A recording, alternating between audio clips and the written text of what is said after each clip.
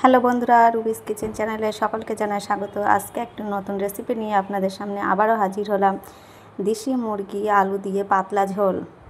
আশা করছি আমার ভিডিওটি প্রথম থেকে শেষ পর্যন্ত দেখতে থাকবেন আর বেশি বেশি করে সাবস্ক্রাইব করবেন, লাইক করবেন আর কমেন্ট করে জানাবেন রেসিপিটি কেমন হয়েছে। তাহলে চলুন রেসিপিটি শুরু করা যাক।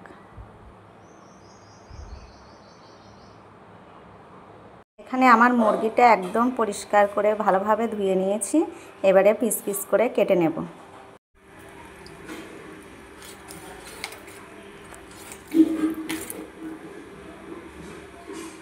এভাবে পিস পিস করে কেটে নেব।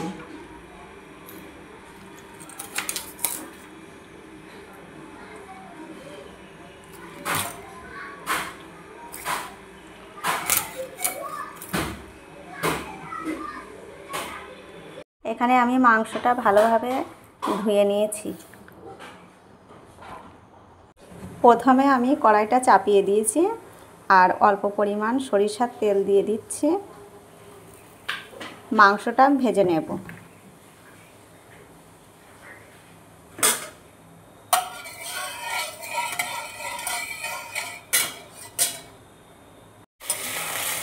এখানে মাংসগুলো ভাজা কমপ্লিট।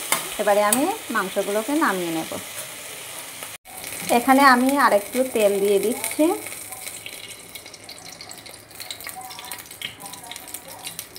দিয়ে আমি আলুগুলোকেও ভেজে নেব।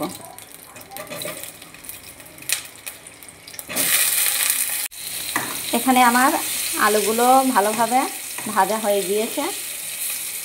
আলুতে আমি একটু সামান্য পরিমাণ লবণ আর একটু হলুদ দিয়েছি।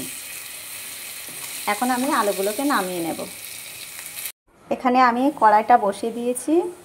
কড়াইটা গরম হয়ে গিয়েছে। এবার আমি পরিমাণ মতো তেল দিয়ে দিচ্ছি, সরিষার তেল।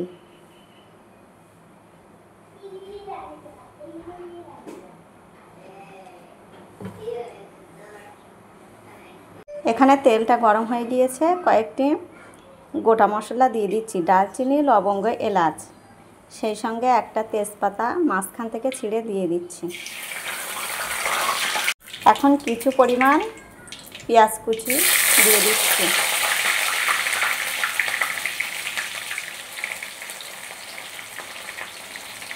সেই সঙ্গে কয়েক টুকরো কাঁচা লঙ্কা চিড়ে দিয়ে দিলাম।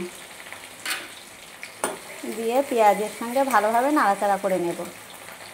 এখানে আমার পেঁয়াজটা ভাজা ভাজা হয়ে গিয়েছে। এবার আমি আদা রসুন বাটাটা দিয়ে দিলাম। দিয়ে আবারও ভালোভাবে নাড়াচাড়া করে নেব।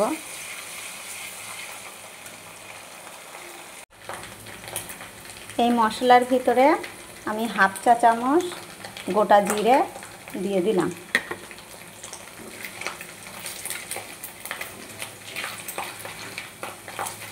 গোটা জিরেটা দিলে না তেলের খুব সুন্দর একটা গন্ধ বার হয়, খুব ভালো লাগে। এখানে মশলাটা একদম কমপ্লিট হয়ে গিয়েছে। এবার আমি কিছু পরিমাণ টমেটো কুচি দিয়ে দেব। দিয়ে ভালোভাবে কষিয়ে নেব।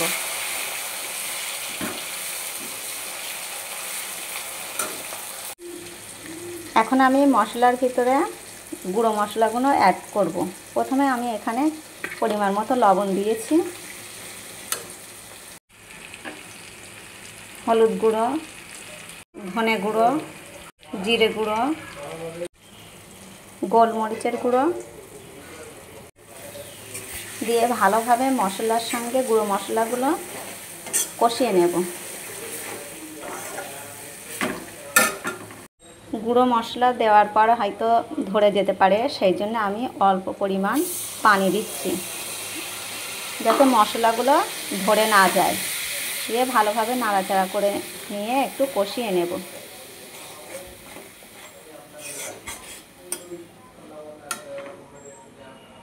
এখানে একটু কালারের জন্য আমি ঝালের গুঁড়ো অল্প পরিমাণ দিয়ে দিচ্ছি। এখন আমি ভেজে রাখা মাংসগুলোকে দিয়ে দিচ্ছি। ভালোভাবে নাড়াচাড়া করে নেব।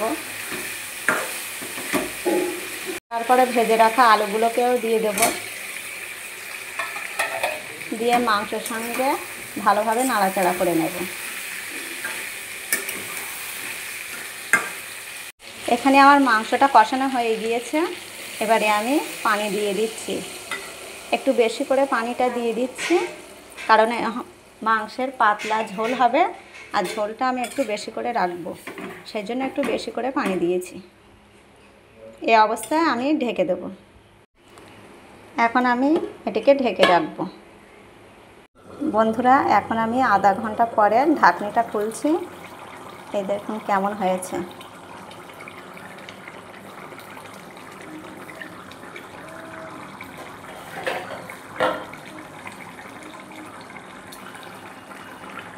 এখানে কিন্তু আমি আধা ঘন্টা ঢাকনিটা দিয়ে একদম লো ফ্লেমে মাংসটাকে সিদ্ধ করে নিয়েছি। এখন আমার রান্নাটা একদম কমপ্লিট। এখন একটু উপর থেকে গরম মশলা ছড়িয়ে দেব, দিয়ে নামিয়ে নেব।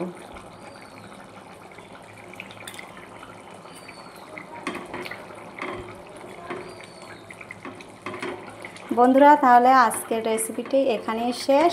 আবার পরে ভিডিওতে দেখা হবে। ততক্ষণে আপনারা সকলেই ভালো থাকবেন।